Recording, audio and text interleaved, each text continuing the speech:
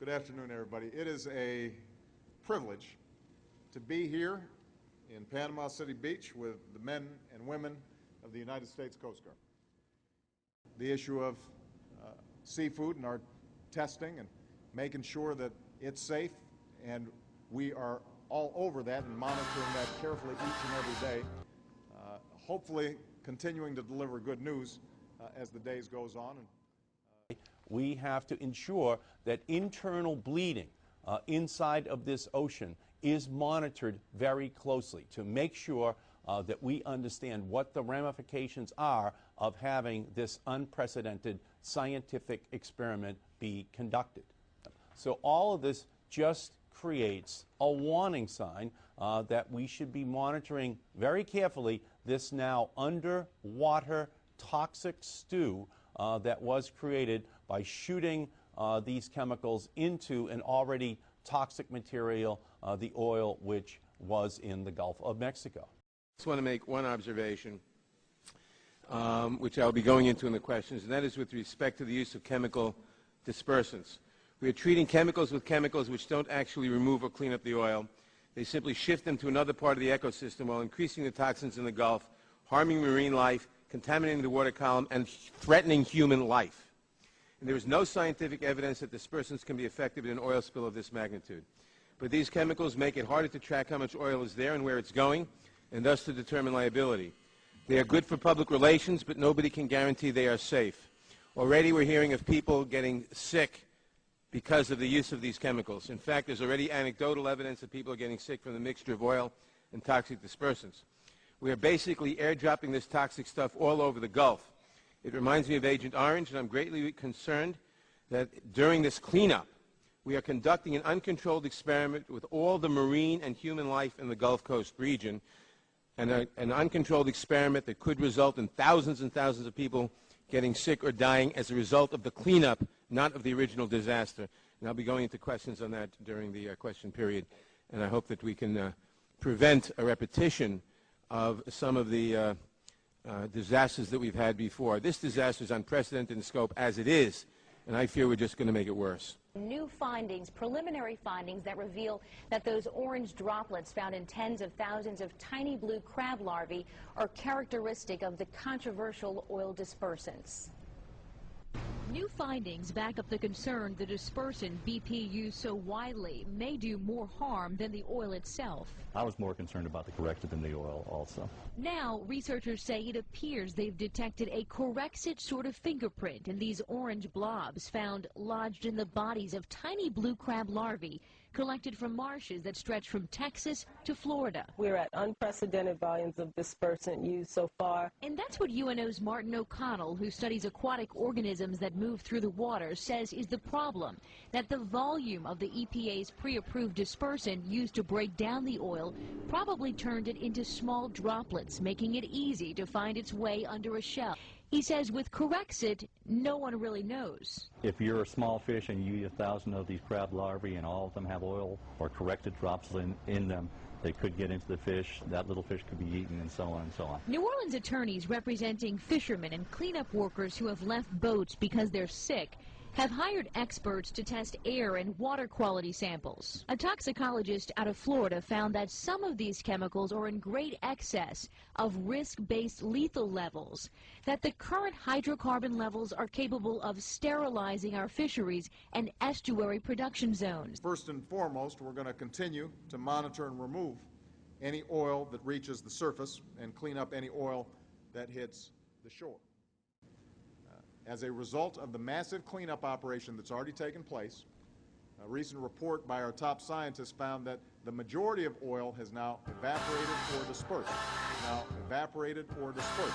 It's now evaporated or dispersed. Or it's been burned, skimmed, or recovered from the wellhead. And the dispersed oil is in the process of degrading. Plaquemines Coastal Director P.J. Hahn spent the weekend with a dive team looking for oil in the Gulf. They found it under their feet.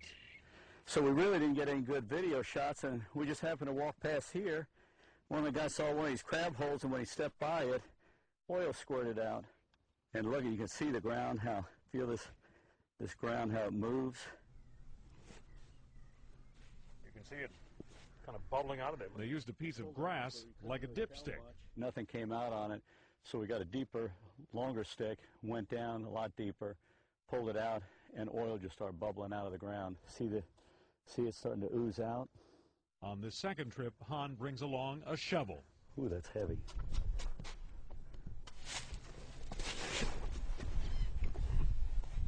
John, I'd have never thought that this oil would be this deep underground. Anyone flying over it today would never know there was a problem below. It seems to me, if nobody ever goes looking for this, You'd have never found it.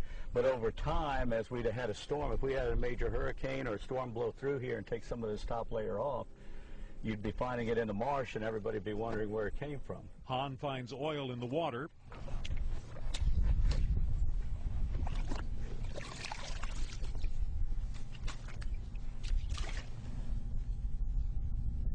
I mean, there's an instant sheen. This is below the surface. Yeah, again, coming out here, you didn't see anything on top of the surface. Now that we did that, you can see the oil that's coming out of there. Let's see if anything comes out of there. See the sheen? See the oil sheen coming out of here? On the beach, there is some oil on the surface, but heavily weathered, not Jed Clampett's oil from below. And we found, if you go in here, you'll find a lot of dead hermit crabs. Well, I think when these crabs start digging through here and go down a couple feet, they're hitting this oil, and that's what's causing this oil to bubble up out of here. If it wasn't for the crabs, we probably would have never noticed that. No one knows how much oil could be found below. Here's what it's like just 20 feet from the heavier stuff. Let me just see. But this tide came through here. Let's see what we find. Let's just turn some of this dirt over. Han finds only a light sheen.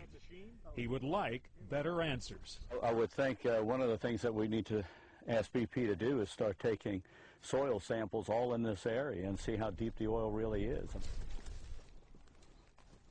There's some more coming out right here on the side here.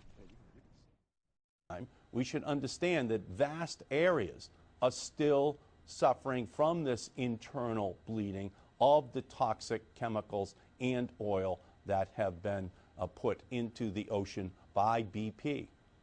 I also want to point out that as a result of the cleanup effort, beaches all along the Gulf Coast are clean, they are safe, clean, they are safe, clean, they are safe, and they are open for business.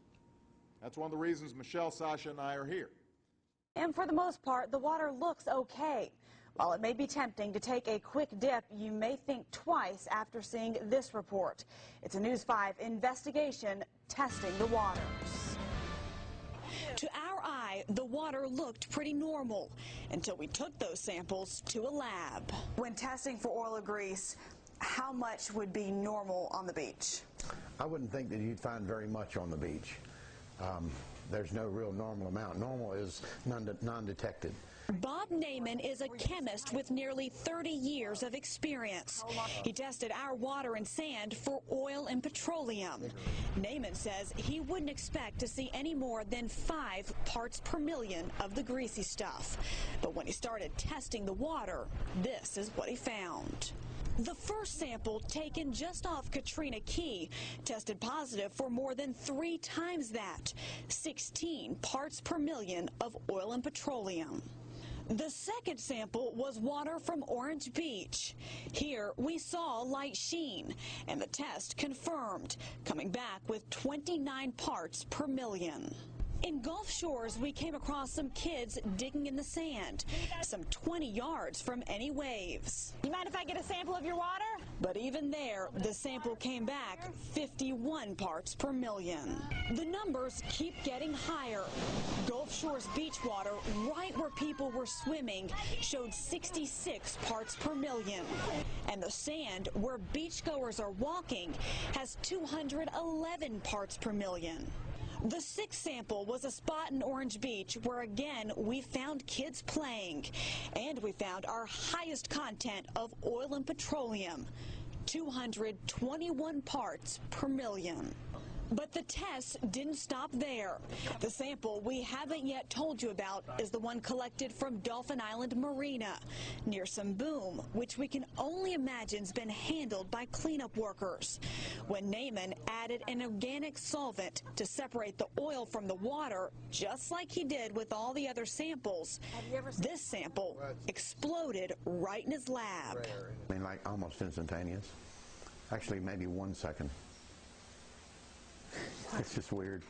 The results surprised even our chemist. We think that it most likely happened due to the presence of either methanol or methane gas or the presence of the dispersant, Corexit. Unfortunately, the sample was destroyed in the explosion, so we'll have to get more and do a different kind of test to get to the bottom of what's in it. There are two things that we can take away from the test we did. First, even if you don't see oil on the beach or in the water, chances are it's there. All of our tests from Orange Beach to Dolphin Island showed an abnormal presence of oil. And second, while we don't know exactly what caused that Dolphin Island Marina sample to explode, it has certainly caught our interest. News 5 will test that water for chemicals, specifically chemicals linked to the dispersant being used in the Gulf, Corexit. Next, we're going to continue testing fisheries, and we'll be reopening more areas for fishing as tests show that the waters are safe. Oyster fishermen are alarmed at what they're finding in Elwha Bay, an area that once again is open to fishing. This afternoon, they showed us the disturbing state of oysters from beds that once provided their livelihoods. Liz Reyes has that story. Well, the private oyster grounds we visited is about a 45-minute boat ride southeast of Wyclowski. And the fishermen we spoke to say state officials need to re-examine some of these grounds which have officially been reopened. See the blackness in there? That's not normal. Black-brown slime is what Corky Robin is finding on oysters dredged from waters in Elwha Bay. That's southeast of Wyclowski. These are waters which have provided oysters for his family's seafood business for almost 70 years. It could be oil. It's a mixture of oil. It's probably a mixture of oil and disbursement and whatever. The oysters are from a private oyster ground now reopened for commercial fishing. The state says safety tests show there's no problem here. But these veterans have their doubts, and they say it's not just here. Pretty much everywhere we've been, everywhere we checked, same thing. Right now, Louisiana oyster reefs are comprised of private and public ones. The public grounds are controlled by the state and remain shut down. But close to 40% of the private grounds are now open, like this section owned by Nick Zarak. But he says given the conditions of the oysters, he will not sell these. But I'm scared because all this black stuff on oysters, I'm scared to sell them. Sad uncertainty over what is on the oysters and what may have penetrated them that has these fishermen against commercial fishing of oysters until they get more answers on the potential harm of eating these. And state wildlife officials maintain any area reopened underwent a series of safety tests before, and nothing came up negative. They say they don't know the long-term implications of the oil spill, but they encourage fishermen to report if they see anything unusual to the State Wildlife and Fisheries Department. Their livelihoods, not to mention the health of the people across this country, obviously depends on making sure that folks can trust the seafood coming from the Gulf, trust that it's safe, as it always has been. A toxicologist out of Florida found that some of these chemicals are in great excess of risk-based lethal level. We are going to keep on monitoring this to make sure that everybody's favorite seafood from the Gulf and favorite recipes are going to be treated, are going to be just fine.